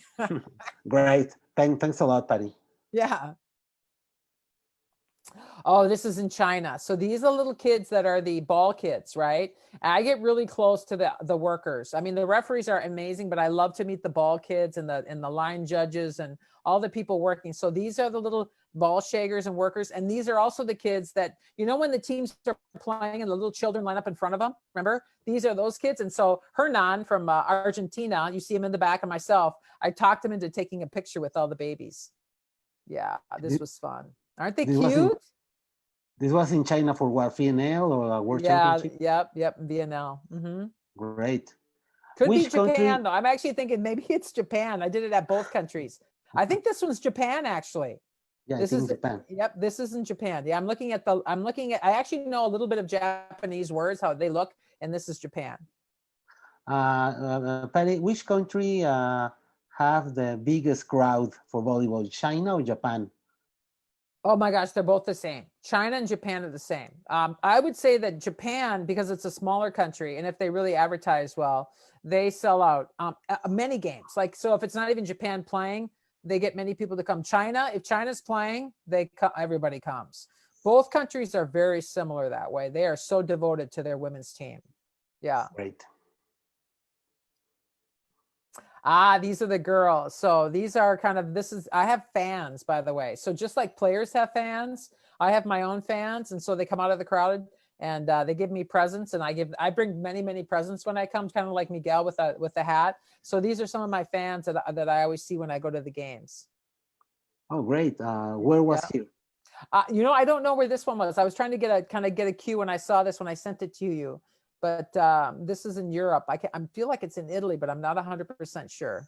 Yeah, I think it's the Grand Prix for the shape of the ball. Yes, I see that as well. Yep, I think this is the Grand Prix, the women's. Oh, my man, Young. Yeah, Young Park, who's a fabulous referee, and Ron, who's also an international referee. Ron is an FIVB referee. We only have 4 FIVB referees. Ron, myself, Kevin Cole are all those guys, and we're all retiring here pretty quick. So Young is a kind of an up and comer, even though it seems odd to say he's an up and comer. But Young Park is an up and coming ref, and we're really hopeful that he can kind of fill in the slots as the rest of us retire. Yeah, well, I met Young last year in Colima in Pan Am Cup. I went there as a DJ. He's a great and funny guy. And Ron Stahl, I met him in the 2012 Olympic qualification tournament in Long Beach. Very, very funny guy. Very funny. Super funny guy. Super funny. And nice people. Super nice. This is at Opens, one of our Opens events. I help supervise now in the Opens, and these guys were there working. And now we made it okay for referees to wear their FIVB patches, because it is important that we show that we're FIVB, because it makes it interesting to other people, and we want people to ref. So that when people say, hey, oh my goodness, look at your patch, we go, yeah, we're FIVB, we travel over the world. It makes kids go, cool, that would be a cool job. So we really are encouraging our referees to wear their FIVB patches now. But you only wear the badges. You wear the same uniform, just putting the badge. Well, we're talking about wearing the uniform now for FIVB games. So for international games, we'll be able to wear the uniforms. I think we'll start that next year because they've been asking me. We don't very often, our referees don't very often get to wear that uniform. So we hope soon that they can wear the uniform. Okay, great. And this year the nationals were scheduled in Minneapolis, right? Minneapolis, yes, my hometown. Yep, and we had to cancel. It was very, very, very sad this year to have to cancel the opens and the girls, boys, and high performance. It was very, very difficult for us. For us, it's like Thanksgiving. It's like how the whole family gets together. And when you cancel this, I've been to every single open since 1981, I think. Wow. And it was hard. It was really hard not to be able to go. Well, as you can imagine, here in Mexico is also all stopped. Oh. Yeah, everywhere. So hard. So I wanted you guys to see this is a challenge place, and there's a lot going on. So we have all these, on the far screen there, you'll see kind of like some what looks like jaggedy lines. They actually are pinning where all the serves go, the heights of the sets, the percentages of where balls are passed to. And when you get that information in the game, when you're watching the game and they show you, okay, this is where the percentage of sets go, or these are the percentage of passes are going, that's the guy that's statting all that information. And then mostly to the left there, that's where I work with the person controlling the camera and the net cams. Great. This is the event where you assisted as a video challenge referee? Yes, that's right. I've been a challenge referee many, many times. Yes, many great. times. Yeah. I think this is Japan for the letters in the, the far right. Mm-hmm. This is a great picture. I really wanted to put this picture up. This is Ruby in the middle and her daughter. Ruby, this was the last match she refereed before she retired, and we were at the Opens, and she was 80, I don't even know, 85, 83. An incredible person. She was crying there. You can see her face. Really a special person to me. She was a roommate. But, our referees are so dedicated. I mean, she's been reffing for longer than most people have been alive, and so dedicated to USA Volleyball, and one of my dear people. He's from he's from your region, the Baguio region? No, she's from, I'm trying to remember, she's from out east. I wish I knew what state she lived in, what region she was in. I don't, it's so funny because I know referees just as referees, right? I don't know people like where they live. Sometimes I forget where they work, but Ruby is one of the finest people. And that was her last score sheet that we all signed of her career. Yeah, pretty cool. Great. I thought it was important. I thought this was a great picture. So we, as a referee and as a coach and as a head of officials, I still go to protests. So I'm at a protest here for diversity and for we the people. And, and this involves referees, this involves coaches, this involves you. And so I joined a bunch of people and you see the sign love. I mean, we have to all support each other and really try to help each other up. It was pretty easy for me to become a referee because I had great mentors and went to a great school. But where does an inner city kid become a player like you and I had a chance? And asking that everybody, help everyone. Everybody give everybody a hand up. And I did this on a Saturday that I had off with my children. We all went together. This is recent in Milwaukee? Yep, this is recently in Milwaukee. Yep, and we all went together. All right. Mm-hmm. This is our Canadian crew. So these are international referees. Lynn is on the right, right next to me. She is a Canadian referee, but when I was up in Canada, we did a little clinic, and these are some of the young up-and-coming female referees from Canada trying to become international referees and national referees. So Canada is really super supportive, really works hard to bring up a lot of young female referees. Great. Mm-hmm. It was great. And this is the light of our lives, my first granddaughter, Eliza, and we discovered she loves corn. She loves corn. I've never, that girl ate 2 corn on the cob that night. We all were laughing. So I wanted to get that picture. She's so special. Yeah. How old is she? She's now about 19 months. Yeah, 19 months. 19 months old. Yep. And she is a handful. She's just funny. Yeah. That's my family. I'm kind of looking, I apologize for looking off, but I've kind of, my screens are a little unique here. My screen's off to the left, but my husband there on the right, my son with his wife, Lauren, and then my daughter there that you guys saw earlier with the curly hair. Yeah. Great. Yeah. Yep. Just a Thanks family. thanks for sharing, Patty. Yes. Yes. Oh, this is the finest man. I mean, Willie, Hassan, and Sandy Steele. If you know, this is Sandy Steele. We're in Rio. Sandy Steele is just a great help. I actually email him quite a bit for advice on rules for the U.S., things that maybe will help us. But Sandy is a very generous man with all the referees on giving his advice and help. Yeah, helped many, many of us. This wasn't just last year. We were at Purdue for the first round of the NCAA. I thought I'd put an NCAA picture up. And you know, it's a nice group. We had a great time. And we have line judges and referees there. So it was really cool. Really, really This cool. was in California, the women's in Stanford. No, this was actually we're in Purdue right now. See the boiler up. Purdue Oh refereeing the yeah, yeah, first and Purdue. second round this past fall. Yes. Yep. Yep. Right. And we had a great team. This is a really impressive group of yeah. Well, and as you know, also the NCAA Final Four men's for this year was canceled too in Pittsburgh. No, no, in George Mason. Yes. In George Mason. Yeah, it was terrible. George Mason, yeah, incredible. They were so excited to be hosting, and it was so hard. Yeah, it was. I still can't grasp the fact that all these events didn't happen. It's so hard to. I mean, like the Olympics, right? We were going to the Olympics, and then they had to cancel them. But I do support. I mean, not that it matters what I think, but I really do. Safety to me is the most important thing, and you saw what was happening in Italy. You see what's happening now in Brazil and the U.S. You have to do this. I mean, it's how, even though it's incredibly disappointing, it has to be done. Yeah, I was Yeah. a little disappointed because Stephanie Ray Hossack, the wife of Jay Hossack, Yeah. she loves Mexican food, of course, I'm Mexican, and we share a Yeah. lot of recipes. So she told me in December, hey, next championship, come on to my home and you will be here and you can enjoy. Oh, darn. Yes, Darn it. yes, yes, yeah. It could have been a great experience, but well, it's canceled. Yeah, well, maybe again, right? You never know. Yeah, Stephanie is great, and she loves Mexican food. That's awesome. Yeah, our family loves it. This is the famous photo. This is the gold medal games in Rio, and Susanna's there, and Serbia and China. And I just love that picture. I think it's a really cool picture, and one of the most amazing experiences. Really, I mean, it's hard to like even think back on it, and when you're in it, kind of in the game.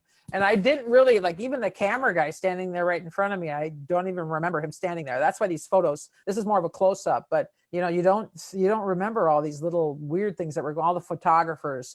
I just really remember thinking to myself, what an honor to be here with China and Serbia, to serve, to kind of serve and do my job. And it was a special moment. And Susanna was solid. I mean, perfection was pretty much happened this game. Beautiful job. Yeah, I was lucky to be there. Yeah. Yeah, well, Susanna says the same about you, that she was very, very lucky to work Yeah, with you. we were very lucky. I mean, sometimes it is that way, right? I mean, in sports, like you get lined up with the right players. I mean, it's just like like the great basketball teams or the great football teams. You just end up having the right people together, the right teams, the right moment, that everything works out perfectly. And it was we had a great challenge review referee. It was amazing. Yeah, amazing. And one question, Patty, which players do you like the most in modern volleyball or maybe vintage volleyball? Oh, interesting that you say that. What I love, one thing I do love about players, I love watching. The reason I started refereeing is so that I could recruit. So I watch the players. I like to hear the players talking. I could hear the coaches. I really like to be on the court because I can hear what everybody's saying, what everybody's doing. I could hear strategy. I could hear, the players, how they treat each other, how they talk to me. I love every player. I've had so many funny conversations with players, and they're arguing with me, or they're mad at me, or they're, I don't really have a favorite. I got to be honest with you. All of them are so interesting. Turkey has some incredibly like energy people. Japan, they're so polite. I had a Serbian player once. I called a touch on her arm. She was libero. Called a touch on her arm, and she came running up, sliding on her knees, begging like this, "Please, I beg you." She was amazing. She was just so. I'm like, oh, I felt so bad, but I don't really have any favorites. I just really love to be on the court with all the players, every single one of them, all the coaches. And the coaches. I mean, listening to the coaches, what they're saying, what they're doing, even though they speak. This is what's interesting too about this language. I can hear, the Chinese coach or the Serbian coach talk to their players, and I kind of know what they're saying because of what's happening on the court because I coach. So I learn so much too, like how when he or she are upset, or how Ping works with her players during a stressful moment, or how she uses timeouts for her team. I mean, to me, those are the most exciting things to watch. And I don't know, maybe in the old school volleyball in the 80s, the 90s, a player Did I have a favorite? You like to watch or something like that? Let me think. For me, yeah, it was tell Karen me. Kepner. Karen Kepner for sure. Karen Kepner. That I played with her.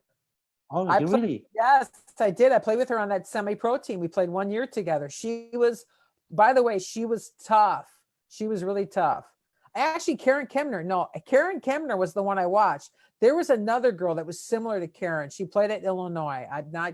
Karen was an amazing player. I would say to you, I agree. She was so strong, wasn't she? She was the strongest female I think I've ever seen playing in those early days. I agree. I'm going to say the same thing. Karen Kemner. She was my favorite. Yeah, I agree. Okay, Mari Carmen Duran has a question for you. Yes, ready. In what year do you think your career as an international referee took off to be in the big events? Tell Mary Cameron, very late. So I got my international course in 1999, and then I didn't get certified. I didn't get enough matches in until 2003. It took 4 years to become a fully certified referee. But from 2003 to 2013, not so much refereeing at FIVB. And then it was in 2014, I went to Italy at the World Championship, and that's when it started. I had a good performance there. Tano was there, a great referee. Tano refereed one of the Olympic, he was a gold medal Olympic referee in London. He taught me so much. And I think there's when all of a sudden, it's almost like when you're a player. I was here, and then it was 3 weeks of reffing, and all of a sudden there was another moment I was here. And then that's when it started in 2014 in Italy, is where I realized, oh my goodness, I think I can do this. And then it just kept going up. So you didn't attend London? I had the idea that you attend London. No, I was nothing. I was average. I was an average referee, international referee, not FIVB. And then in 2014, I got better, still not FIVB. And then 15, I took a step up, in 14, 15. So it took me 11 years to move up. A lot of time and a lot of work. Yeah. So and we're working with great referees. That makes a big difference. I think, Pati, and that's very interesting because, if you want, obviously, if you can share a message to all those young referees that thinks that, hey, I have been refereeing very well in the last 1 or 2 years, so I deserve to be in international course. Yes. It's not that simple, right? I would be. No, and you gotta remember, you're like a player. I mean, I always say, a referee is a player, just like any team, right? So how many people say, I deserve to be on that team, I deserve to be a player on that team? No, you must keep working. And that's the thing. I mean, it's not just about what you think. You have to get along with all your teammates. And this is like what Mary Cameron said. We have to be generous. We have to be good teammates to each other. We have to support each other. Even when someone's not doing so well, I need to do better so Alejandro looks good. If you're having, let's say you're a player and I'm not playing so good, you have to help me. Like we're playing doubles on the beach, right? And let's say you're struggling. If we want to win, I have to play better to help you. And if I'm not playing, well, you have to play better to help me. And referees are the same. We may not have the best performance, but if we help each other, we improve. So I would say to the young players, the most important thing is don't think about yourself, because the problem that we're doing right now, and Black Lives Matter, this movement that's happening, is that people are only thinking about themselves. Police officers are thinking about themselves. They're not thinking about the citizens they're supposed to be protecting. So some police officers, not all of them, but just like coaches, just like players, just like husbands and wives, we have to think about my husband. I have to think about my children. I have to think about Alejandro. When I'm refereeing, I have to think about Susanna. What does Susanna need from me to have a great game? At the gold medal of the Olympic Games, the only person I was concerned about was Susanna, because she had the heat. I didn't. I'm second referee. But if I can do well, Susanna can do better. If I can do well, the scorer has a good experience. If I'm not doing my job and I'm not working, then not so good for everyone. So for the young referees, I would say help other people, help your teammates look good, and then you will improve. I mean, I cannot tell you how much, because when you help other people, then they want to help you. You know, when I'm out helping my neighbors, then my neighbors want to help me. So this is the most important thing. We need to help each other, and then we get better and better and better as players, as husband and wife, as partners, as, you know, citizens, as police officers. And right now, I think sometimes we're seeing, especially in my country with our president, he's here and everybody's here, right? He doesn't like this person, he doesn't like that person, he hates that person, and I apologize. I respect people, but I don't like the attitude. The attitude is very negative, not very nice to people. This is not the right way. You must take care of each other, even people you don't agree with. So the young referees, support your team, support your supervisors, be respectful of the coaches and the players. And I think if you do these things, you will more likely have the chances, right? You more likely have a chance to be in those bigger games. And then you have to be just working. Of course, and I think the referee, the national referee and the international referee must be coachable. I think it's one of the Yes. most important skills they have to have. Yes, they must be coachable, and they must listen. This is another thing. You must listen. Listen to your teammates, listen to the coaches. They have very important things to tell you, but you must be listening. Yes, and to understand also that you are always keep learning. You will always keep learning. Coach Yes. told me that last week. I'm a all-time learner. So if Coach Yes. Kirali is still learning, I think all of us must be learning a lot. Yes. No, I love Karch. I've been lucky to talk with him now one time. We were but he's always saying this, and I think this is the most brilliant thing, the most important thing, that we must always keep learning to get better. Yes. Guess what, Patty? Two international women referees are in the house: Samara Sebor and Karina Rene from Argentina. Samara, yeah. Oh, good. You said Karina? Karina Rene from Or Argentina. who? From Argentina. Karina. So let me tell you this. This is important. So Samara and Karina, two of the most up and coming female referees, two of the best female referees in the world. Both of them. Samara from Canada has two children, and Karina, one child. So for women, you can referee and have children. I mean, it's not so easy. You can do it. And I would say that two of my favorite referees, as well as Mary Carmen, are Karina from Argentina and Samara. Just I'm always like this with those. I pray that no matter what, they keep working, because I hope someday be supervisor, and I hope or coach. I hope someday to be coach, and I hope someday they are my players. So and reffing, and I can watch them, because Mary Cameron, Karina, Samara, beautiful referees, very beautiful. Mary Glass from Brazil, beautiful referees. Yeah, and well, as Karina was in the World Cup last year in Japan, great job. Great job, great job. Karina will very quickly here be one of our top female referees, very, very quickly. She has such a great demeanor. You know, one people don't realize about Karina. First of all, Karina is an incredible athlete. She's an incredible athlete, physically very, very strong. And she also has just, she's very calm and has a very positive personality. And she's so funny. So, I mean, these are all positive things to become a great referee. Yeah, and I think Samara is also good, but you remember Samara went viral 2 months ago with her video with her kids, her kids. Yes, yes, she did, and Samara's going to be great. She's still. I know she doesn't feel like she's young, but she's still pretty young, and Samara just has to keep working and just keep getting some good opportunities. Yes, and she comes in referees in the U.S. too. So she came to work for me at High Performance last year when we had our tournament. Yeah, she's very, very Okay. committed. Well, Patty, I have news for you. Another great international referee women, Rocio Huarcaya from Peru. Ah, Peru. I love Peru. Yes, good. Hello, how are you?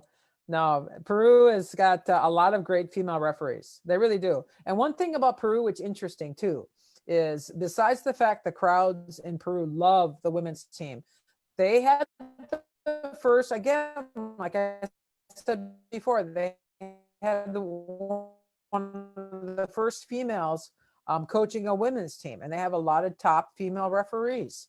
I mean, this is something that, you know, sometimes in South America, they are very supportive. I've been to Peru many times. I think Peru, one of my most favorite places to be. The crowds are amazing, amazing crowds. Yeah, and well, it's great to have here a lot of international women referees: Samara, Rocio, Karina, Mari Carmen, you. It's a pleasure. It's really, really a pleasure. Thanks a lot. Thanks for having me. It was so nice of you to invite me. Very Well, kind. let's go back to the pictures, Oh, Patty. I love to talk about the pictures. Yeah, love to talk about the pictures. This was in Rio. You told us the story. Yeah. Yep, great players in there. Oh, these are the fun times. So this we had a very big dinner. We all went out. This was fun. So this again is in the Netherlands, and this was unique. So every single group. So we had all the referees, all of our coaches, all of the photographers, all of the data guys. We had all of the news guys. So this is kind of the first time everybody ate together. And that doesn't happen very often sometimes, but we made everybody sit together and we all had a big kind of family dinner. This was a lot of fun. It was really a nice group. And the coaches were amazing. In fact, the announcer, the guy right to my right, the tall guy, he was the guy that did the media. So he was getting everybody to chant and do all the dancing. And he's the one that played Sweet Caroline. Remember, you know, the big song? Yep. So he played that and the whole crowd went crazy. It was so much fun. Oh, hey, and to his right, one of the best referees from Turkey, a female. She is incredible. She's going to definitely be, well, she's already doing VNL. She did the World Championships with Karina. Amazing referee. She'll be one of our top female referees coming out of Turkey for sure. Great. Yeah, she's fabulous. Well, Octavio Medina, thanks a lot. We have another question from him. He says, beyond being a player, which are the soft skills for a good referee? And how do you keep calm during a difficult situation like Brazil versus Cuba in '96? Oh, I know. I always think a couple things, and this is Karch too. You know, one thing when I'm watching Karch coach, he always stays really calm. He doesn't get, when his kids are getting excited, he gets calm. So I always say when you're in big games where things maybe are a little crazy, you have to slow down. You have to just slow everything down. You have to breathe. And you have to, as we said, listen. You have to listen to the teams.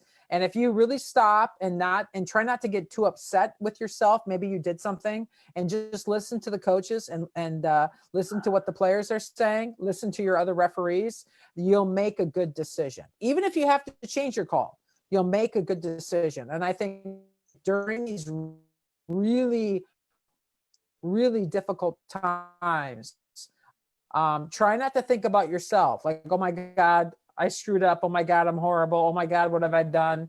They keep getting all the information, and then you have to make a decision.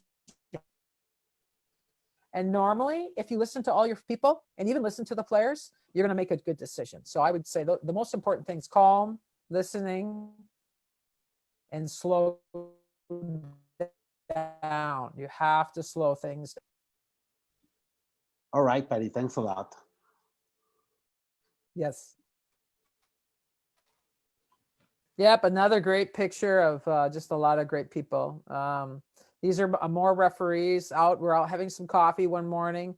We went for a walk, and yeah, Nooper is the girl from Turkey. She's there again. This is a different event actually, and she's at this one. She goes many events now. Nooper does, and just really good people. Yep, and all referees here.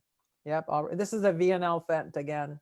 I can't remember where we are though. I see a little orange there in the background. It could be the Netherlands. I'm not sure. Well, maybe. Yeah. Oh yeah. So this is interesting now. So I thought I put something in different. So this gentleman is one of my coaches, and we were bicycling. And so I met him many years ago at the World University Games. So I did the World University Games. Excuse me. Sorry. I did the World Military Games in Kingston, Ontario, Canada. I was up in Canada. I was a younger referee. Why not? I'll meet new people. So he was kind of a military guy and was our coach, and he was amazing. And he became, now he's one of my best friends. I actually, when I was in the Netherlands, this picture is when I stayed at his house and hung out with his family, and we went biking all over the Netherlands. But you have friendships that last forever. And this is one of those friendships. Great, thanks. Yeah, yeah. No, and this is saying yes. So I was at a world championship overseas, and I flew straight here to Seattle, and I'm reffing the Special Olympics. This is the World Special Olympics Games. We're in Seattle, and these are all the Special Olympic referees and scorers. Oh my God, we're at a Mariners game. We had so much fun. So we're at a baseball game here. We're all just having a great time together. And that was one of the most amazing experience, reffing Special Olympics. Yeah. One of my 5 best events I've ever done. Great. So cool. Yeah. Okay, this is a long, look at me. I'm like 12. This is a long, and you see it, on the very left, you see Brian. Brian's there, Hemmelgard. This is this is when, oh my gosh, I can't even tell you how old. I'm like 20, I think I'm 28 or 29 here. And this is the World Military Games in Canada. And this was fun. This was so much fun and just great people. A lot of these, almost every single one of these refs I still know. A guy from Cameroon, this guy, the gentleman in the middle, I wish I could remember his name. He's from Cameroon. He was a police chief in one of the big cities. I mean, these people have so many interesting jobs, and it just was, that was a great time. Yep, a great time. Mitch on the far left with the beach referee, international beach referee, a great ref and indoor. Yeah, Mitch Davison. Oh, great. And are you wearing an Olympicus uniform or what? Yes. So because I was so new, I had an older uniform. So you see, kind of everybody has kind of a different color uniform on. The guy from Cameroon has kind of an older one. So, you didn't get a uniform for this because uniforms are very expensive. So you just wore whatever international referee uniform you had from whatever year you had it. And I didn't have the most current one. So I think mine was about a year older. But yes, I had Olympicus. They had, some of them had Mizuno. A lot of different brands are there. Yeah, it was interesting. As a personal opinion, I love more the Mizuno than the Olympicus. Yes. And Mizuno had better material. Yes. Yes, of course. Yeah. And right now you're wearing Asics, right? Right now we're wearing Asics. Yep. We got Asics uniform now. Mm-hmm. And the prior Asics was Mikasa. Yeah, we had Mikasa and Mizuno, and Olympicus. Yes. Great. And I think for the Olympics, we had I feel like is it 360? 360 were for Rio. Mm-hmm. 361. Yeah, 361. There you go. That's right, 361. This next picture. So this is the men's Final Four, and this is the men's Final Four team. This was a great team. Unbelievable. Yeah, just an amazing group. Bill is to my right there. He and I, Wolf, did the men's final, and then that was our line judging team. and Joe was one of the line judges, and then Jesse Martin. But oh yeah, I'm so sorry. This next one with No, Juhi. no, please finish with this one. No. And then the line judges. Line judges were fabulous. I think this is probably the best line judging. Well, you know, in the U.S. we have great line judges. We have a national training line judging program with PAVO, our college, and this line judging team was amazing. And this is in the Pyramid, Long Beach, and a great experience. Yep. Great. Marie Yep. Carmen has another question. Thanks you, Marie Carmen. Yes. She says, how do you prepare for a match and how do you focus during the game? Great question. Thanks, Marie Carmen. Yeah, you know, for me, I try to kind of, I'm a high energy person. Most people don't know that, but I've got a lot of energy, too much energy. So one calms me down. I'm a little bit like a person, if I don't work out, I got a lot of gas. And then another thing I do is I actually try to study the rules every single day when I'm on the road, just to keep refreshing, keep my mind feeling like everything's comfortable and familiar. And then I just try to eat, hang out with my buddies, and then I go to the game. I try not to make, I actually don't, people say to me, was that a game from the World Championships? I don't know. I don't really think about what kind of game it is. Like, even when I think about Rio, I wasn't really thinking about it. I wasn't thinking, like, someone said, how many World Championships have you refed? I don't know. I don't remember, because I try to just think each game is the same. That's one of the most important things. Even, no matter if it's the 8 versus 9, or I guess 9 versus 10, or 7 versus 8, that's the same as 1 versus 2. Anytime you make one game more important, that's when your performance is important. So I try to keep everything the same, Mary, and I also just try to stay good. It's not so easy when you travel to get your rest, but I make sure I eat, I work out, I hang out with my friends, and then I just go to the game, and I trust my teammates, and I just play as hard as I can. Again, I just try to, do my best work, but particularly, I really make sure my teammates know I'm there with them. You got to have good line judges. You got to have a good scorer, and I make sure they're comfortable, that they know that I believe in them, that I love them. I think they're great. And that's when things go really well. You have to make other people feel calm. And when they're calm, I'm calm, and things go better. Yeah. Patty, do you have some kind of a Kabbalah or some time of ritual before an important game? No, rituals are tricky, because if you can't do your ritual before the game, then it's struggling. So my one ritual is I work out, I eat breakfast, I work out, I eat lunch, and then I relax, do some studying. And then when I go to the game, I don't have as much of a ritual. I'm pretty relaxed. And then from there, I head out to the game. I do believe, I often go like, please Lord, help me with my game. But really, I count on my ritual is to make sure that my teammates, I go out into the facility. When I get there, I always go out to the gym and say hi to the scorers, say hi to the line judges. And that's probably the biggest thing I do, is I get familiar with everybody. That's a big ritual I have. I go up to the challenge booth, check out everybody there, say hi. And then from there, I think I feel comfortable once I check in with everybody. And then I just kind of relax and get ready for the game. I really kind of try to chill out, is a good word I'd use. Just try to be chill. All right. Yeah. That sounds perfect. Thanks. Yes. Thanks, Patty. Yeah. So right now, here this picture with Juhi.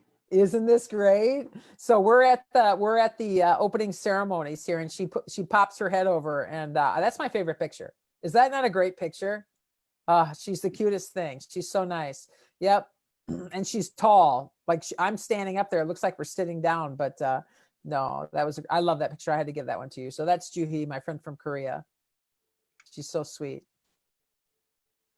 And that is really interesting. I have my Special Olympics shirt on from Reffing USA Special Olympics, but somebody made that for me. Now that's a big piece of wood, and they carved out, they took my patch and carved out a giant wood, beautiful carving that hangs in my office. And I just thought people should see that, because again, someone was super generous. A man by the name of Mike had his son make it. And we just have such nice people. And he made this beautiful thing for me. It was a gift. It was a gift for me after the Olympics. It looks pretty amazing. Pretty amazing. Very nice. It is amazing. It is amazing. It's made out of a solid piece of wood. That's beautiful. Yeah. Wow. And it was a present, just a nice present. These, this is that's a great picture. Those two kids were from Spawn. Yeah, I love that picture.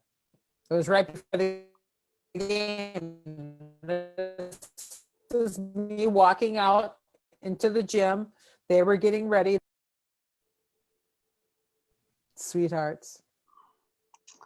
And this is where in the VNL or the Olympics? Yeah, I look like, I feel like it's no, I don't think this is, no, this is not Olympics. This is in the VNL. I'm Okay. trying to remember where we were. You can kind of see in the background, but I can't see exactly the city we were in. But I feel like it was in China. Okay. So, Patty, talking about the VNL or about your travels, which crowd of fans do you think are the most difficult, or the crowd that puts more pressure on the referee? Good question. I would tell you this: Japan has the most respectful crowds, and just incredibly. I mean, they cheer for everybody. They're always cheering. They cheer great. They cheer for both teams. They are always, in fact, in Japan, sometimes they'll pick half the crowd to cheer for one team, and the other half of the crowd cheers for the other team. They actually set that up that way. So it's really cool. They're very respectful, very supportive of all the players. I have heard that Poland is the most difficult. Now, I've never been to Poland. I want to go to Poland really bad, but I heard that Poland's the most difficult crowd. For me now, when I think about the countries, I haven't had too big of struggles. Like Peru, amazing. I would say this. This is what I would say. I was in Peru when Peru's girls were playing the Dominican Republic. I wasn't reffing. I was watching. I didn't referee the finals that game. And it was two great refs. Walter Vera was reffing. And I believe, although it's Peru, I don't think he could be reffing. I can't remember who was on that game. But let me tell you the story. So Dominican Republic beat Peru, and there was a gesture made by the Dominican player that wasn't very positive, and the Peru fans went to the Dominican girls, blood coming down. It was not good. So I would say that when you disrespect someone or something, the Peru crowd gets pretty serious about their team. They will not let anybody disrespect their women's team. So I love the Peru. I mean, I appreciate the Peru dedication to their girls, but I think I got to stick with Poland, even though I've never been there. I heard Poland's crazy.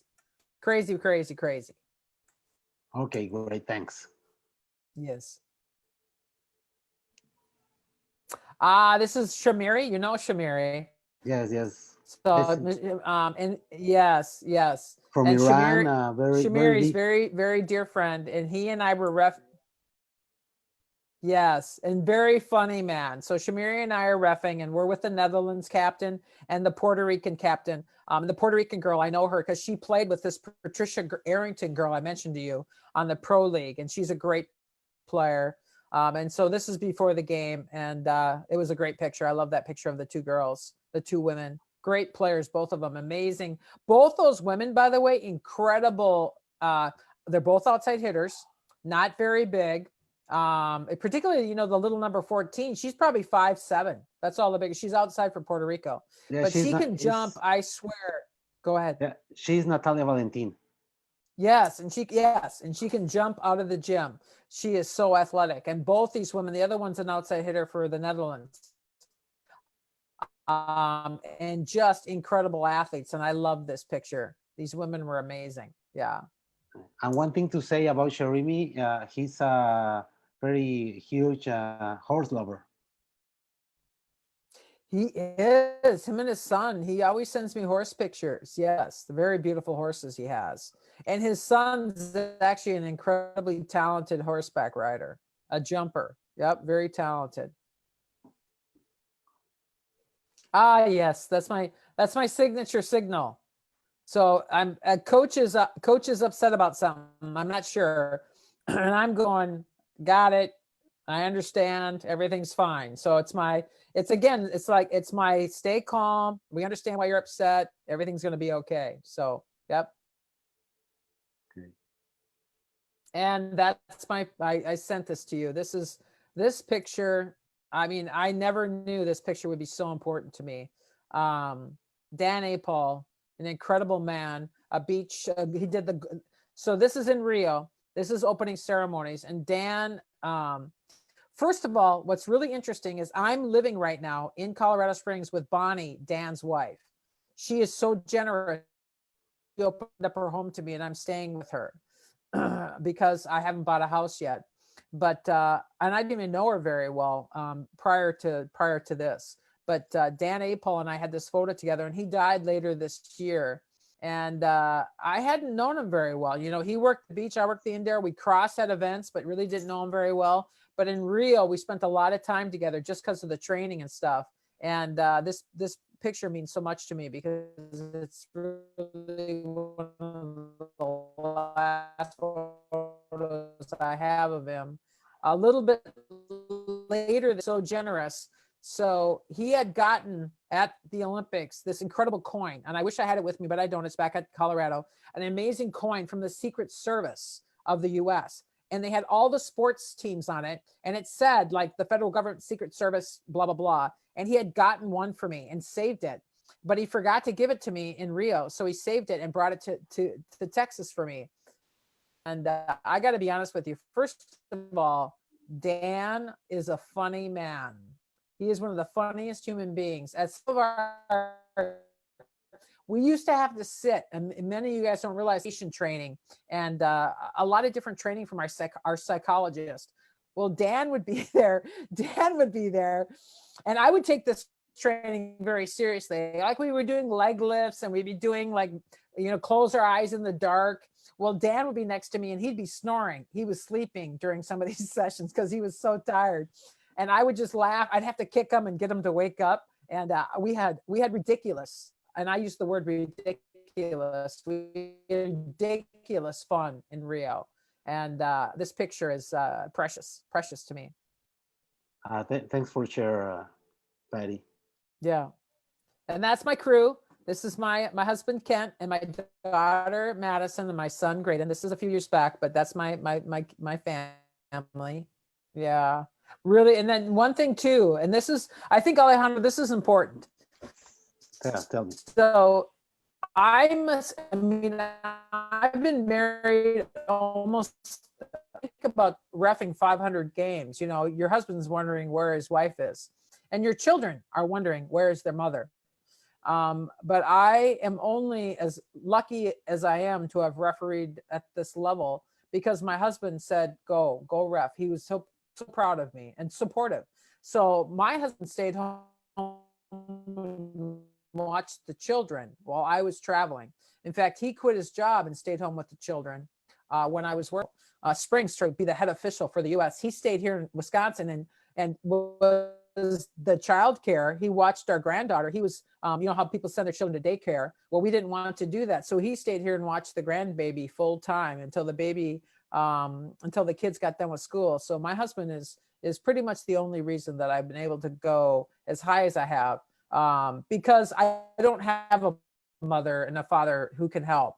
I only have my husband, so and my children. So I've been lucky. I've been lucky to have the support from him. Oh, thanks for sharing, and greetings to your husband and your kids. Thank you. Thank you. In fact, my daughter just brought me up dinner, so that's how special. Oh, that's great. Oh, this is a really fun photo. So these are our supervisors. Willie in the front. He is Willie Pilates. He's out of Argentina. He is now our head supervisor, our head coach of our international referees. And the gentleman on his right is a great coach out of Thailand, just an incredible person. And this is a fun crew. This is one of our world tournament events. Uri Mockery, see that on the very right. Mockery is the one that speaks 7 languages, and you know that's the group. I would say 1, 2, 3, 4 of the 5 of those referee Olympic Games now coming up in 2021 in Japan. Italy, Fabrizio Pasquale, now retired. Now Daniele is now going to be filling in in Italy as the Olympic referee. So Yeah, it's just a great group and a great event. Yeah, great event.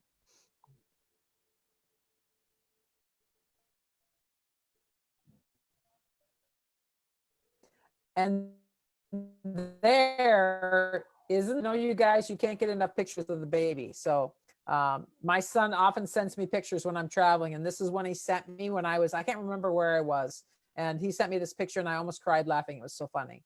And that's another thing I would say when you're traveling so much on the road reffing for these referees or for your job, make sure that your family sends you pictures because, this is what keeps me going. When I'm away from my family for a month, and sometimes I travel for one full month. That one picture I showed you when I was at the World Championships or World Cup, and then I went to Seattle for Special Olympics. I was gone for 5 weeks in a row. I was gone so long, and they kept sending me pictures, and this is one of them. Yep, this little Eliza going sliding. Okay, those were amazing pictures, Patty. Thanks for sharing. Thanks. Patty, I want to ask you, can you tell me something about which persons do you think were your greatest mentors in all your career? Oh my gosh. Oh my God. Oh my gosh. That's just, that's so tough. That's a horrible question. That's so Sorry. difficult. No, it is. It's so difficult because I think Karch, when Karch said you're always learning, right? So, I mean, if this is one thing about sport, I remember when I was with Tano, when I said to you in Italy, Tano, that great referee out of Japan, he told me one thing about my movement.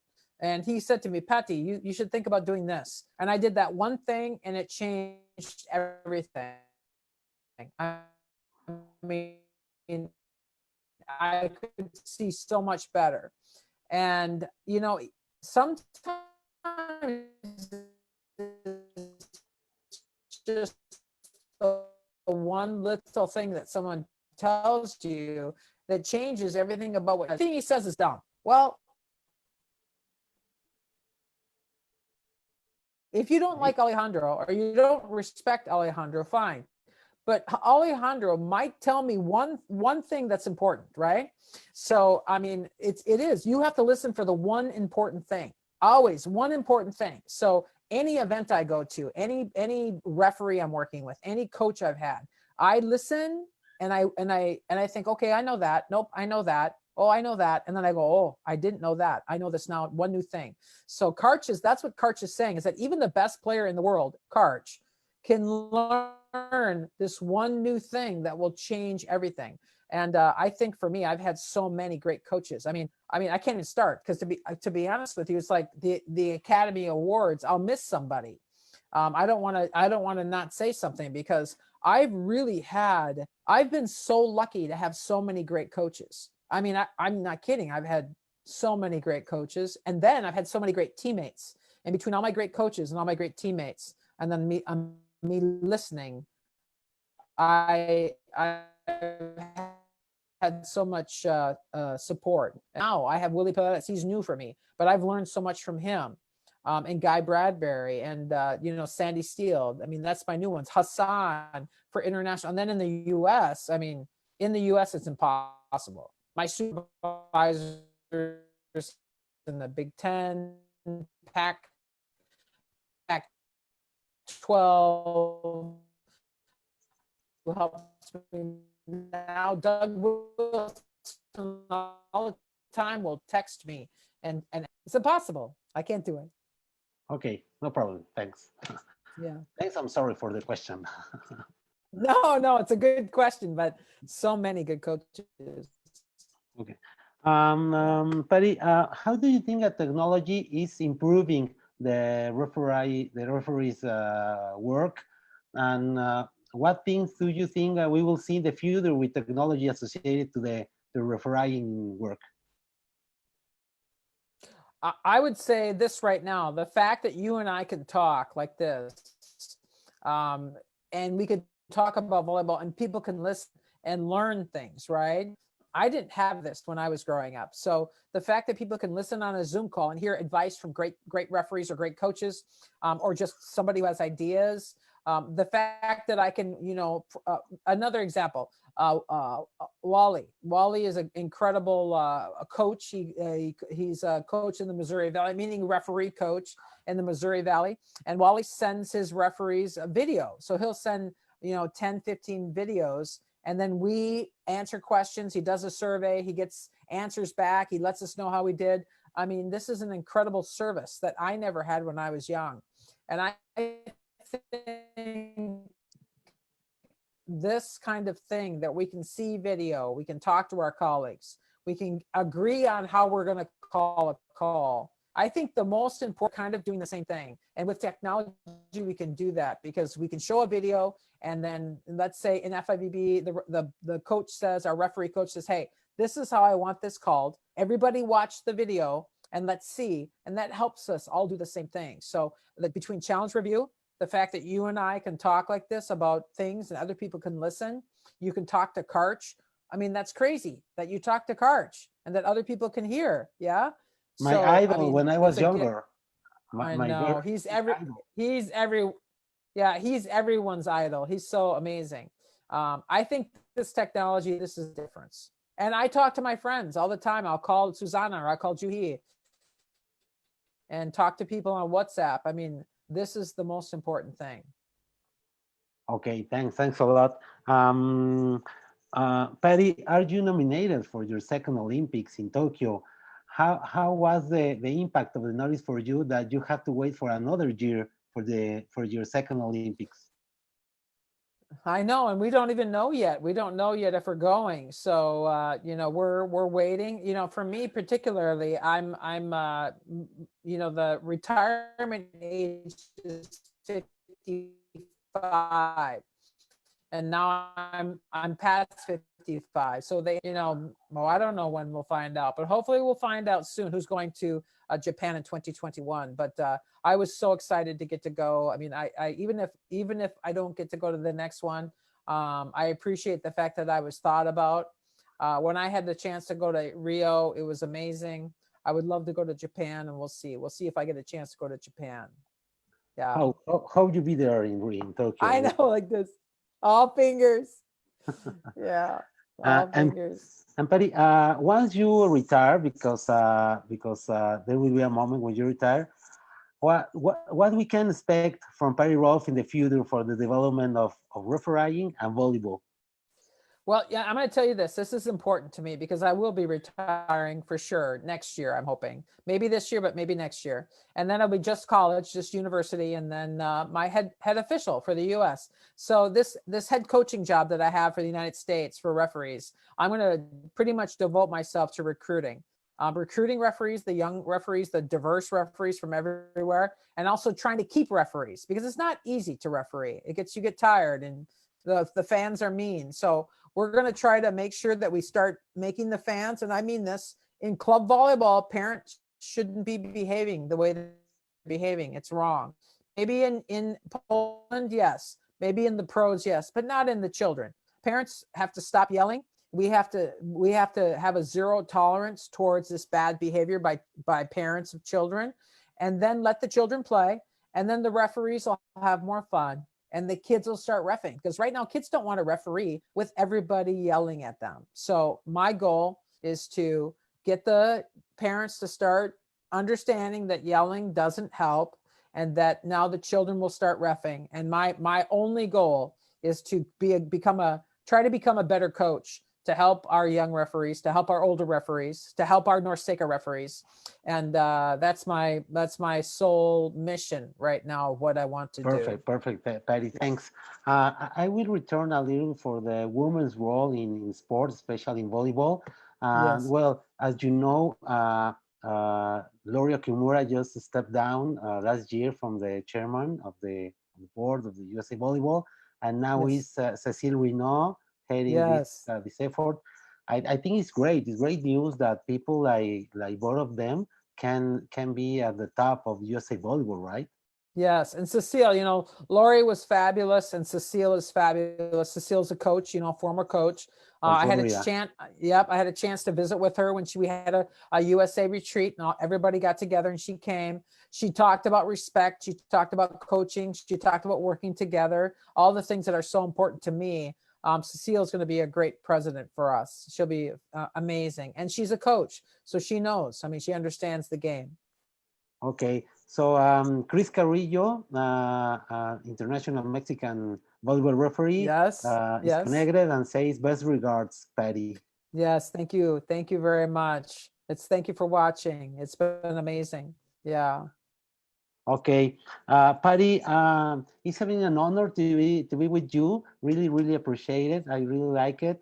Um, Hope you can send us a final message, a big conclusions of this talk, and again to be very grateful with you to accept the invitation to be here in the Volley Talks. Yes. Well, first, I'm very grateful to you because without you doing all this work to put this together and being very patient, for again, you're the one who's making everything work for everybody. So I want to thank you. I'm sure everybody thanks you. It's a great opportunity for me to be here and visit with you about these things because again, we have to remember we're a big family and we have to all help each other. And you're helping me by being able to talk about volleyball and get people to referee volleyball and to get all of our young men and women, right, to keep at it, keep working at it because it's good. So thank you for doing this. I appreciate it. No, It's no, no very problem. kind. Thanks to you again. One of the hashtags of my webcast in Spanish is reciclando el conocimiento. In English is recycling the knowledge with players, with Yes, coaches, with referees, with I had yes, physios here, I had statisticians here, I had MCs like Rob Sparrow 2 weeks ago, and Joan Cruzilla, the MC and yes. announcer from France. So I think it's important for me that people can know all the people involved in the volleyball environment, right? It's very, very, very No, it important. is. And yes, and this is what you're talking about. We need to meet everyone. I love to meet the announcers and the guys who play the music and the sportscasters because by all of us being together, we make the sport better, right? By all of us working hard to make it amazing, like it's a show. So that's why it's so important what you're doing, that you're bringing everyone together. Yes, and as Gary Sato says, we have to grow the game, you know, Yes, yes, 100% yes.